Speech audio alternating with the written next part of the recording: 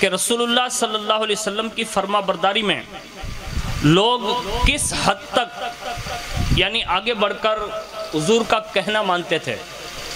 آج جتنے بھی فرامین ہمارے اور آپ کے سامنے پیش کیے جاتے ہیں، چاہے وہ علماء کرام اپنی زبان سے بیان کرے یا سادات کرام بیان کریں یا ہمارے دوست احباب بھی اگر وہ اللہ اس کے رسول کے فرامین سنائیں، تو ہماری اور آپ کی سمجھ کے مطابق ہم اور آپ جو سنی انسنی کر دیتے ہیں۔ لیکن یہ بڑے لوگ تھے کہ جن کی شان یہ تھی کہ اگر وہ رسول اللہ کا فرمان دشمن سے بھی سن لیتے تھے تو اس کی بھی اہمیت کا تقاضا یہ تھا۔ کائنات کا ایک تاریخی باب ہے، جو کتابوں سے ربط اور ضبط رکھتے ہیں ان کو معلوم ہوگا کہ رسول اللہ جب شب معراج سے واپس آئے، یعنی معراج کو جو واقعہ ہوا رات میں، اور جب حضور نے آ کر یہ سنانا تھا تو بیچ راستے میں حضرت جبریل علیہ السلام سے صرف اتنا کہا کہ جبریل میں کیا یہ لوگوں سے بیان کروں؟ تو کہا ہاں محبوب، اللہ کا حکم یہی ہے کہ آپ بیان کر دیں۔ تو کہا جبریل اس کو کوئی مانے گا؟ یعنی اس دور میں حضور بات کر رہے ہیں کہ میں لامکہ سے واپس آ گیا ہوں، جس دور میں پلین کا کوئی تصور نہیں، راکٹ کا کوئی تصور نہیں، ہوائی جہاز کے اڈوں کا کوئی تصور نہیں، اور آسمان کی طرف اڑان کا کوئی تصور نہیں، اس زمانے میں رسول اللہ نے یہ فرمایا، کہا جبریل کیا کوئی مانے گا؟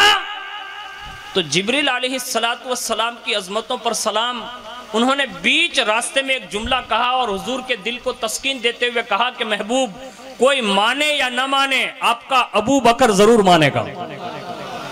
آج ہمارے اور آپ کے حالات بھی ہم اور آپ دیکھ رہے ہیں، پوری دنیا دیکھ رہی ہے کہ قوم مسلم کی تباہی کا سب سے بڑا حال جو آج دنیا رو رہی ہے نا، شاید آپ کو پتا ہو یا نہ ہو، اب خود جا کے چیک کر لو، دنیا بھر کی مسجدوں میں آج جتنی بڑی تعداد میں ہماری مسجد میں غیر حاضری ہے نا، اتنی غیر حاضری ہم کہیں نہیں کرتے۔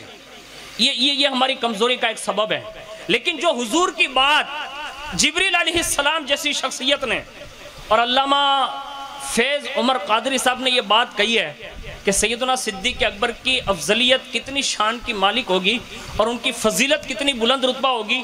ایک بار حضرت جبریل علیہ السلام خدمت رسول میں حاضر ہے اور حضور نے پوچھا جبریل، کہا کیا؟ کہا اللہ نے تو تجھے نوری بنایا ہے۔ کہا ہاں۔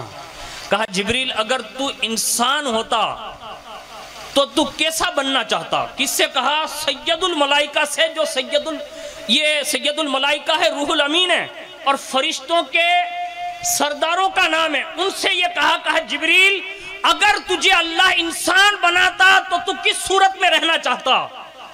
جبریل علیہ السلام نے عرض کیا یا رسول اللہ اگر مجھے اللہ انسان بناتا تو میں یہ عرضی رکھتا کہ مولا ابو بکر جیسا بنا دے۔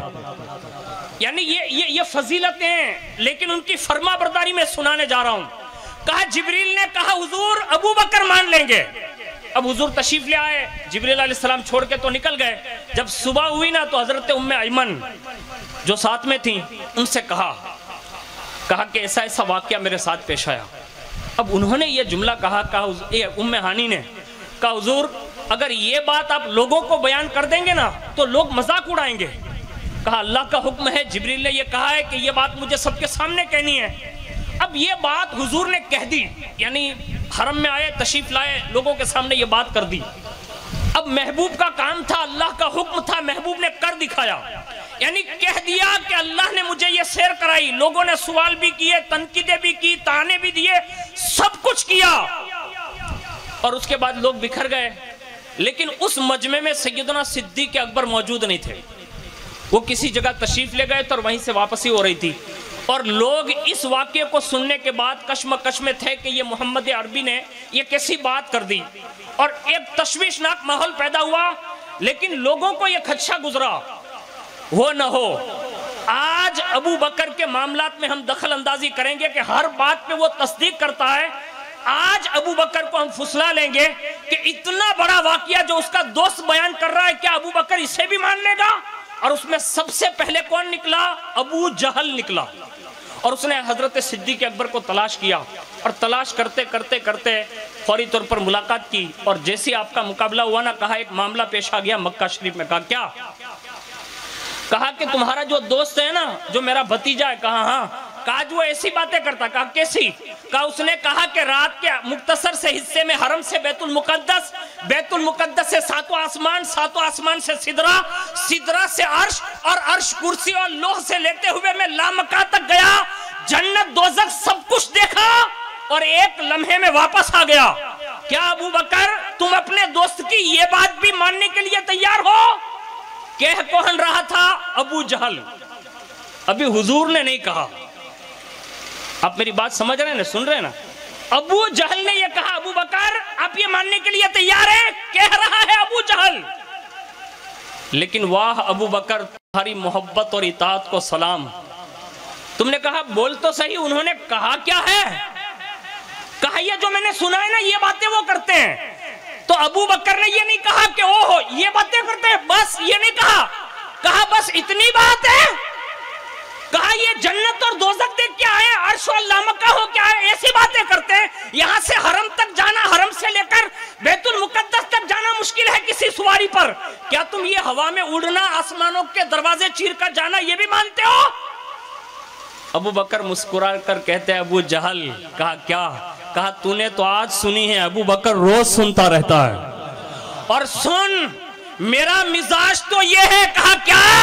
کہا ابھی محبوب نے جو سنایا وہ کم ہے، اگر میرا مصطفیٰ اس سے بھی زیادہ کچھ کہتا تو ابو بکر بغیر چوچلا کے ماننے کے لیے تیار ہو جاتا۔ اس کو کہتے ہیں فرما برداری، اس کو کہتے ہیں اطاعت اور فرما برداری۔